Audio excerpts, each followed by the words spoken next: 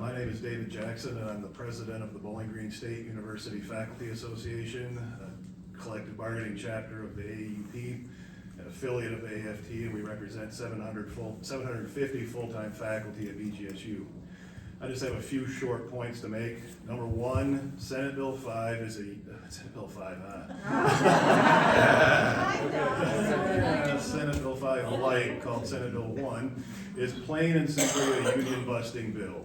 The purpose of Senate Bill 1 is to chisel away the collective bargaining rights of workers in Ohio, starting with higher education employees. Senate Bill 1 would take away faculty unions' rights to negotiate over post-tenure review, any evaluation of faculty, and a process called retrenchment, which is the process by which a university decides that financially they have to cut faculty without regard for seniority or tenure status. In other words, three of the most important things the faculty unions can negotiate about would be taken away. A lot of attention in the bill has been focused on the fact that it takes away our right to strike, which is bad enough, but prohibiting us from bargaining about these central subjects to our lives in the workplace is even worse than the no strike provision.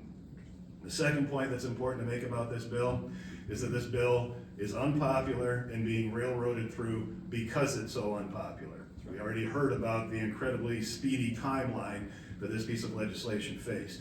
We heard about how unpopular it is with 850 testimonies against it, only 14 testimonies in favor of it.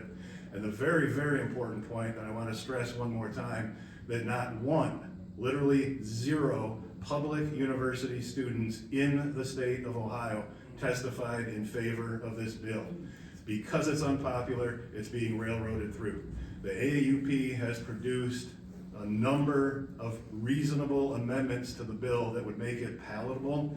Those amendments were summarily rejected in the committee by the sponsor of the bill proposing to table them, and the committee voting 5-2 to table every one of those amendments. This is not a good faith legislative process. What do people in Ohio care about? Well, we know what they care about. They care about the economy, and they care about inflation. Even the sponsor of the bill mentioned in the press conference bringing up this legislation that Ohio is 13th in the country, that was his statistic, in terms of student debt default.